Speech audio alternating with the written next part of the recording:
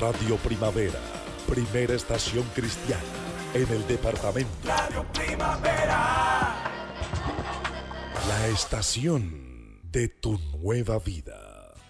Las misericordias de Dios se renuevan cada mañana. Su voluntad es buena, agradable y perfecta. Bienvenidos a una nueva emisión de Vidas con Propósito, para volver a vivir.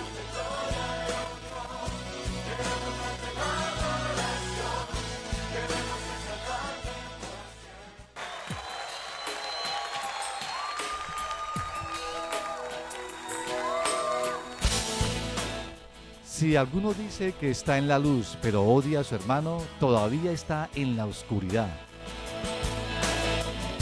Muy buenos días, bienvenidos a Vidas con Propósito, para volver a vivir.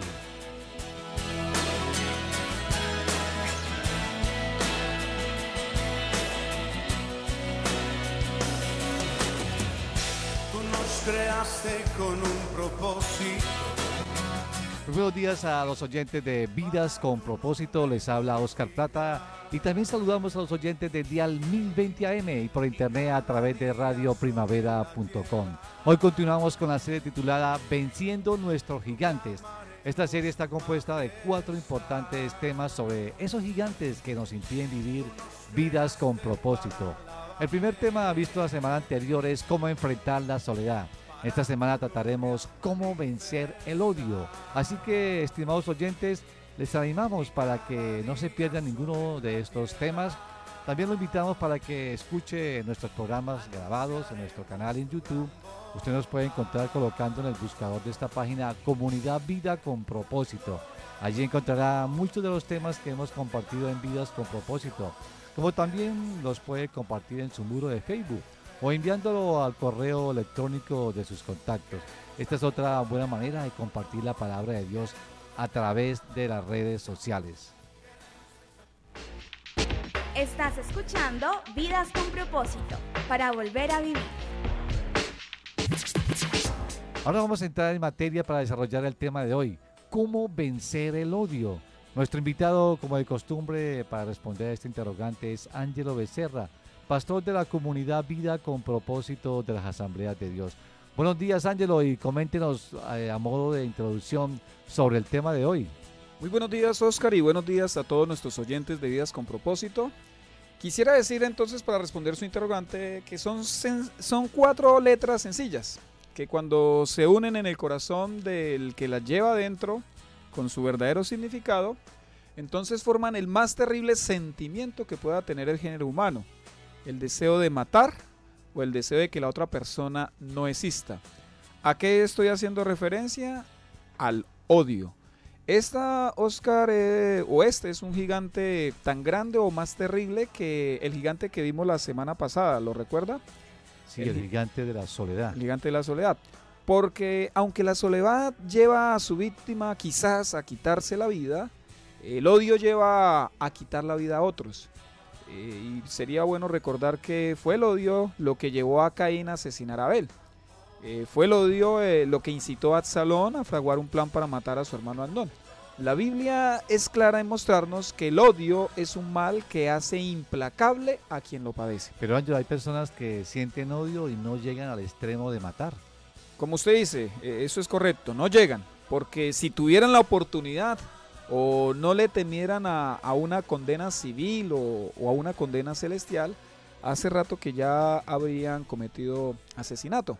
El problema de los que piensan así es que no ven lo mortífero y lo letal que puede ser el odio. Jesús dijo que odiar es equivalente a matar. Y quien alberga tal sentimiento en su corazón, entonces se convierte en un homicida y se expone, Oscar, al infierno de fuego. Ángelo, algunas personas consideran o piensan que en algunas situaciones extremas es legítimo el odiar. Sí, eso es probable que nosotros creamos, quizás que es justificable que aquella mujer que ha sido violada pues odie a su agresor, o que pensemos que el padre o la madre odien al asesino de su hijo, o que el hombre que ha sido burlado en sus sentimientos odie a quien fuera la mujer de sus sueños. Pero el odio, Oscar y estimados oyentes, no es legítimo en ninguna de sus situaciones. Así como hay enfermos que padecen cáncer y no lo saben, me temo que también hay personas que padecen de odio y no lo ven así.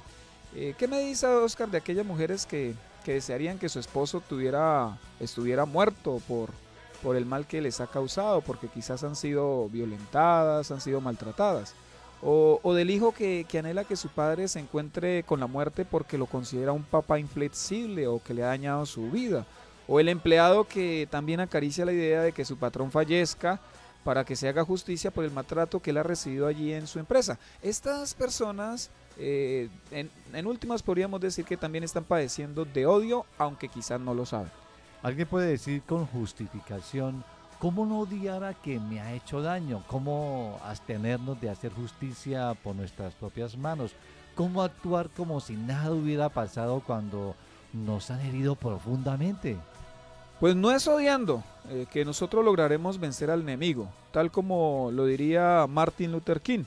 Él dijo, la oscuridad no puede deshacer la oscuridad, únicamente la luz puede hacerlo.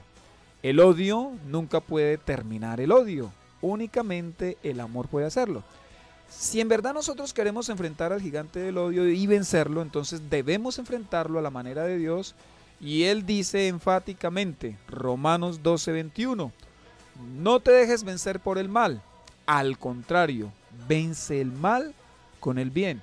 Cada vez que usted odia a alguien por el mal que le ha causado, en verdad pues usted no está ganando nada, todo lo contrario, usted está perdiendo, usted está siguiendo ahí como víctima de esa herida que le han causado.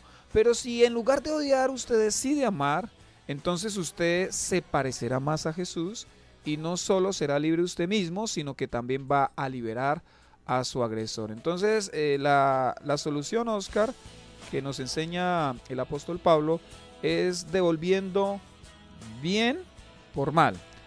La intención de la maldad es multiplicarse. Entonces, ¿qué es lo que hace la maldad? La maldad golpea mi corazón. ¿Con qué propósito? Multiplicarse. Que de mi corazón, pues entonces también salga más maldad. Pero si la maldad me golpea y la reacción que yo tengo frente al que me hizo el mal es responderle con bondad, ahí esa maldad murió. Yo la maté. ¿Cómo la maté? Con bondad. Generalmente lo que uno ve, digamos, en el cine, en la televisión, en las películas, es que el protagonista usa la maldad, usa la venganza para acabar con aquel que le ha hecho daño. El bueno hace mal para dañar al malo. Pues ese es el pensamiento diabólico, ese es el pensamiento satánico infernal que se transmite a través de la pantalla grande y de la pantalla chica también, ¿no? Entonces, sí, uno ve tanto telenovelas como películas, programas, donde el bueno se convierte en malo. Usando el mal. Sí, hace el mal para atacar al malo que le dañó o que le agredió. Entonces, eso despierta en el televidente o en el que está contemplando el cine sentimientos, ¿no? Uno quiere que el bueno le gane al malo, aunque el bueno haga cosas malas para ganarle al malo. Ángelo, ¿qué pasa si alguien que nos escucha se resiste a aceptar este tema de abandonar el odio, así lo reconozca como tal? Bueno, es decisión de cada quien. El tema que vamos a escuchar hoy y el próximo viernes no va a servir de mucho si no lo creen y si no aceptan, porque yo le decía la otra vez a la iglesia, si Ángelo dice algo, pues usted tiene todo el derecho de cuestionarlo y de no creerlo, ¿cierto? Pero si lo que Ángelo está diciendo es la palabra de Dios, entonces usted ya no tiene problemas con Ángelo, usted está teniendo problemas con el Señor. Entonces, si alguien decide creerlo, como yo esperaría que lo hicieran, entonces van a ver un cambio en sus vidas. Va a ver cómo Dios se manifiesta y quizás entonces se van a empezar a solucionar muchos problemas internos de forma automática, porque cuando yo decido obedecer a Dios y frente a este tema del odio, cuando yo decido someterme a lo que Él dice en su palabra, créame, Oscar, y créame, estimado oyente, que las cosas van a empezar a cambiar. Hay una situación que pasó en Colombia, que fue la muerte de la gente de la DEA por parte de un grupo de asaltantes, y estos fueron capturados y llevados a los Estados Unidos. Creo que fueron 7 los que participaron en el homicidio de este agente de la DEA, todos fueron condenados.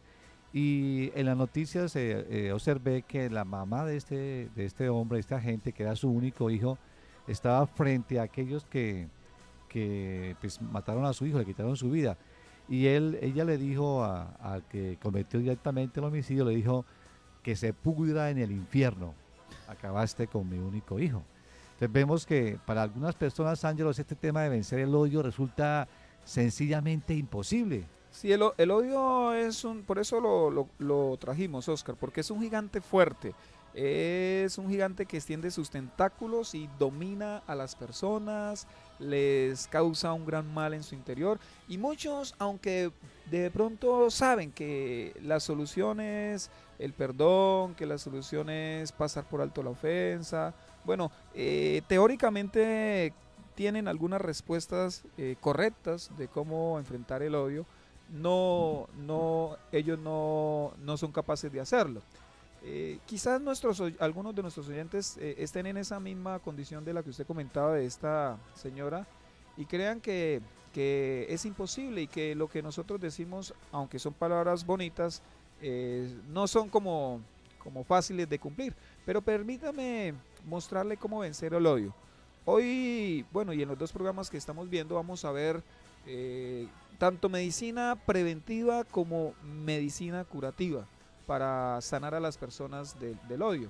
Ya sea que usted padezca de odio o no, creo que estos puntos que vamos a ver pueden ayudarle a usted y a alguien que usted quizás conoce para que puedan salir del odio. Entonces veamos así como usted dice, Pastor Ángelo, la medicina preventiva contra el odio que vamos a desarrollar en este programa de hoy. Entonces, la primera medicina, tenga cuidado con la ira. Entonces, si yo no quiero caer en el odio, lo que debo ser cuidadoso o con lo que debo ser cuidadoso es precisamente con la ira.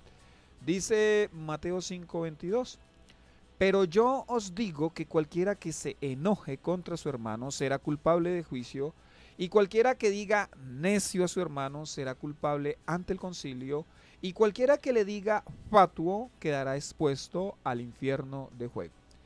Jesús, Oscar, se refirió a cosas que los judíos conocían.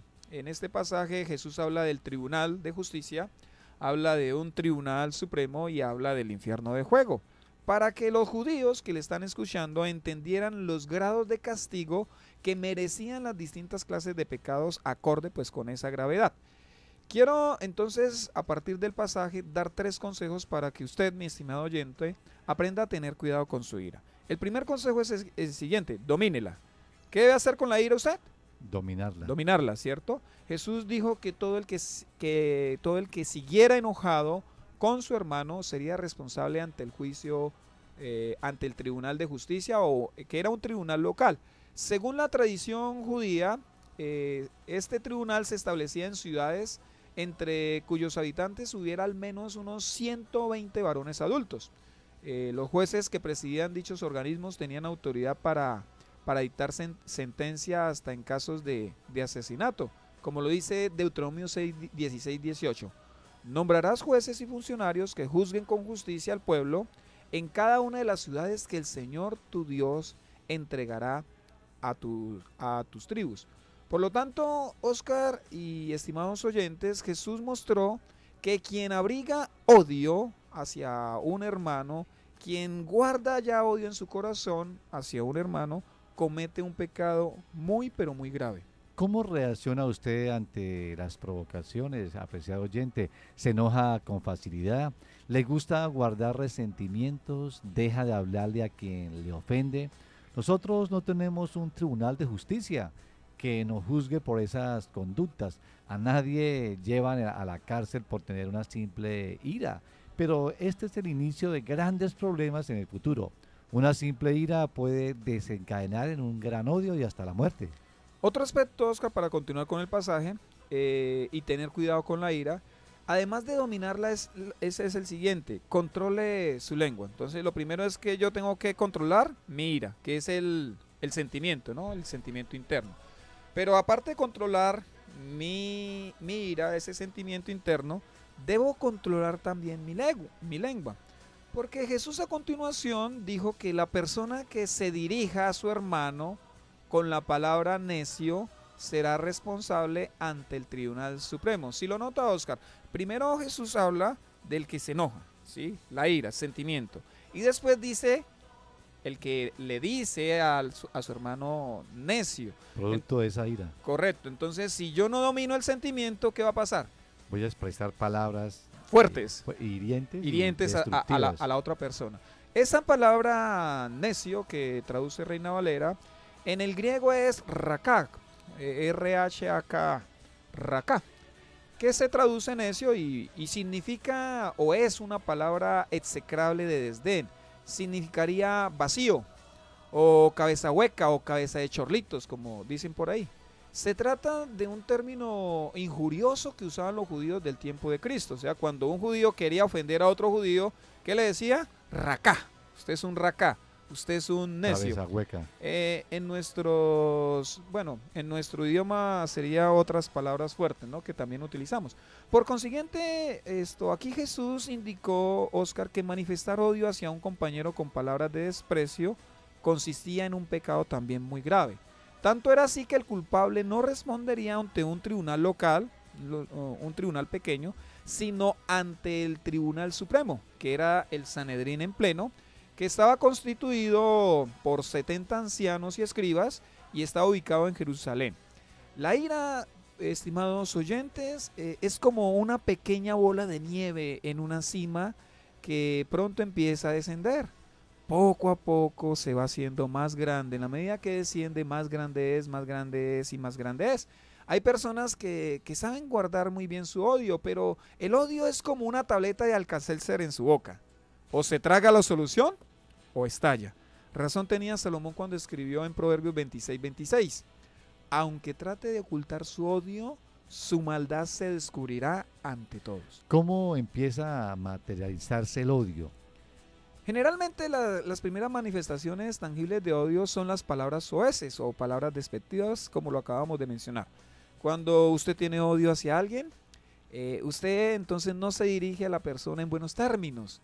Cuando le preguntan por esa persona que usted odia, entonces usted va a responder con calificativos deplorables, de desprecio.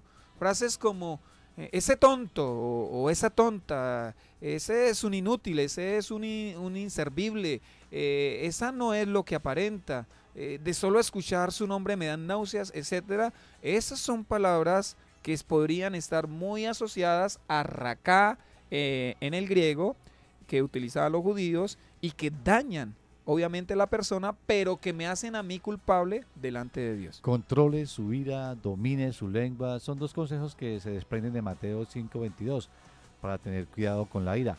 Pero al final del texto Jesús dijo, y cualquiera que le diga fatu quedará expuesto al infierno de fuego.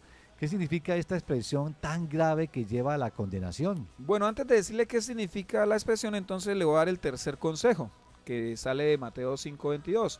Guíe su corazón. El primero era controle la ira, el segundo era controle su lengua y el tercero entonces es guíe su corazón. Y ahora sí le contesto. ¿Qué significa la expresión fatuo? Significa despreciablemente necio.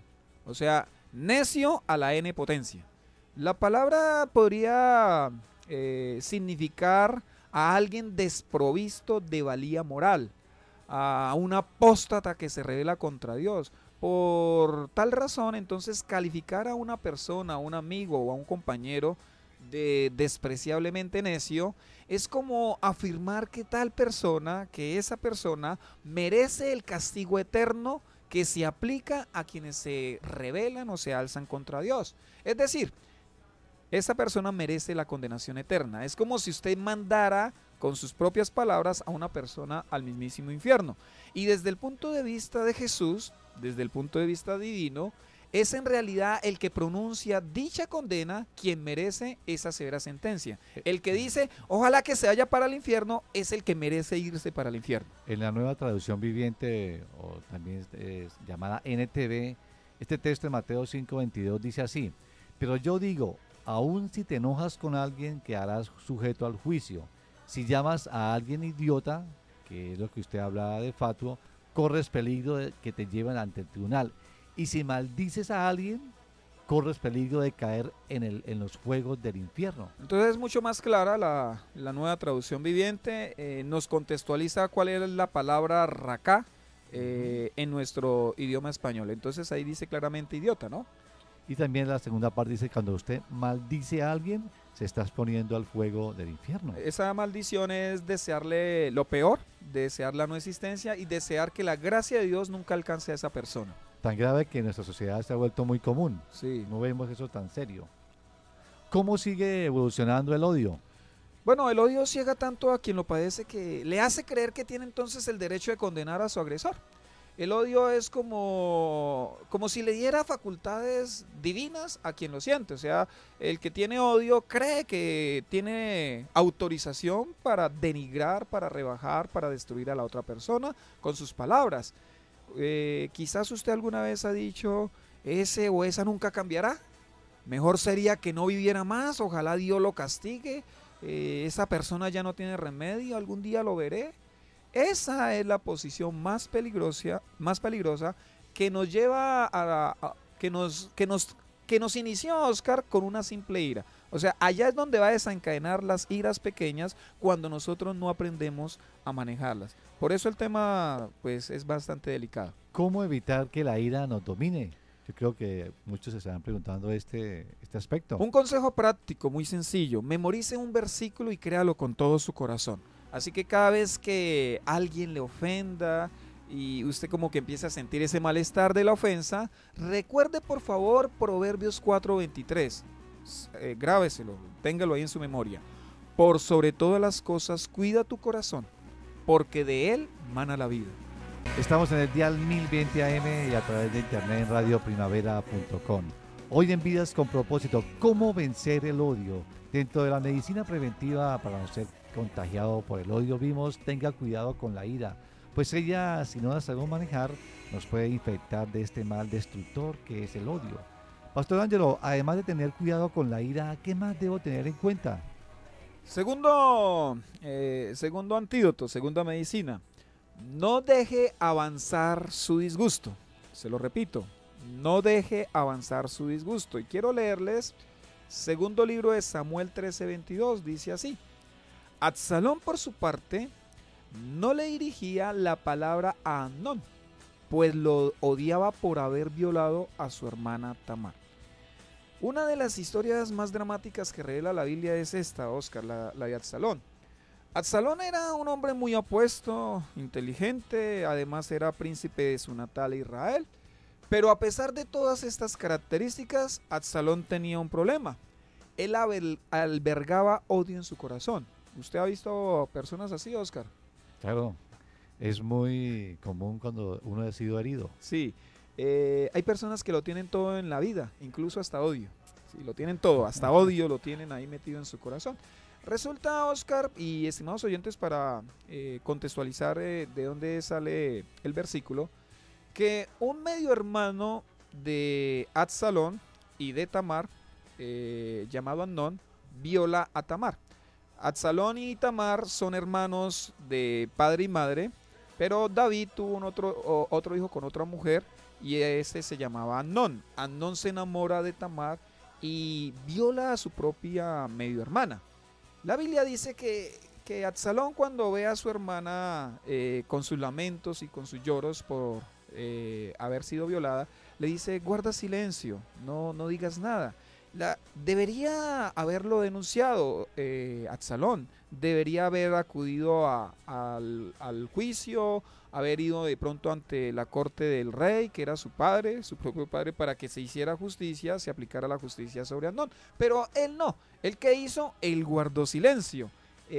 ¿Por qué guardó silencio? Porque él estaba planeando un momento para dañar y para quitarle la vida a su propio hermano. Sí. ¿Qué hacer cuando alguien me causa una gran ofensa? Bueno, le voy a decir lo que no se debe hacer, porque es que algunos dicen: yo guardo pan para cuando haya leche, ¿cierto? Esta es una forma disimulada de albergar odio en el corazón. Quisiera entonces compartir con ustedes dos consejos muy sencillos que le pueden servir en aquellos momentos que usted se vea tentado a vengarse o a guardar odio en su corazón. El primero es: háblelo con Dios. Usted ha sido ofendido, vaya, cuénteselo a Dios. ¿Qué hubiese pasado si Absalón le hubiese contado a Dios cómo se sentía? Entonces Dios pues le habría dado paz en medio de su dolor, Dios le habría ayudado a perdonar a su hermano. El gran problema, Oscar, que nosotros tenemos es que en lugar de acudir a Dios, ¿qué hacemos nosotros? Acudimos a otras personas. Y por lo general, pues las personas que no temen a Dios, que no conocen de la palabra del Señor, lo que hacen es echarle más leña al fuego. Ellos nos pueden decir palabras como, uy, es que eso que le hicieron a usted fue muy injusto. Él o ella no debió haberle hecho eso a usted. No deje pasar eso como si nada. Cuando nosotros hablamos con otras personas, en lugar de hablar con Dios, entonces nuestra herida va a sangrar más, va a doler más, se va a infectar más. Cuando hablamos con Dios, entonces su herida empieza a sanar. Ve lo negativo desde la óptica de Dios, que es empezar a comentarle a otras personas. Una ofensa no es una oportunidad para la venganza, sino una oportunidad para la misericordia. Pero eso solo usted lo va a ver si en lugar de acercarse a las demás personas, se acerca a Dios en oración. Después de hablar con Dios, ¿qué debo hacer? Bueno, entonces, solo después de haber hablado con Dios, yo puedo acudir al ofensor y puedo hablarlo con el ofensor. Cuando el Señor ya le haya dado paz en su corazón, entonces acércase en ese instante y vaya a hablar con el ofensor. También puede ser que no le han ofendido tanto, pero continuamente está recibiendo pequeñas ofensas que le están lastimando. ¿Ahí qué debo hacer? Nuevamente, hable con el ofensor, dígale que no se está sintiendo muy bien con esas actitudes. Quizás él las está o ella las está teniendo porque piensa que no le están haciendo daño a usted. Entonces es su deber alertarlo, decirle que lo están hiriendo. Y si usted no hace eso, pues una herida más otra herida y otra herida más, entonces eso va a ocasionar una gran herida. Esto es lo que a menudo sucede en la relación de pareja, dejamos acumular. No estoy diciendo que explotemos contra el cónyuge, sino es decirle, después de haber orado, eso que haces me está haciendo daño, me causa daño, por favor no lo hagas. Creo que eso tiene un efecto maravilloso, va a cambiar el ambiente y por ende va a cambiar la relación. Son muchos los hombres y mujeres que han decidido vivir con pequeños disgustos que no han resuelto. Eso no está bien. No deje avanzar sus disgustos, háblelos con Dios, háblelos con el agresor. La Biblia dice en Proverbios 15:17, más vale comer verduras sazonadas con amor que un festín de carne sazonada con odio. ¿Qué nos quiere decir esto? Que vivir con odio, Oscar, en nuestro corazón realmente no es vivir, es solamente existir. Estás escuchando Vidas con Propósito, para volver a vivir. Apreciado oyente, el próximo viernes en este mismo horario de 7 a 7:30 de la mañana continuaremos con la segunda parte de este tema, cómo vencer el odio.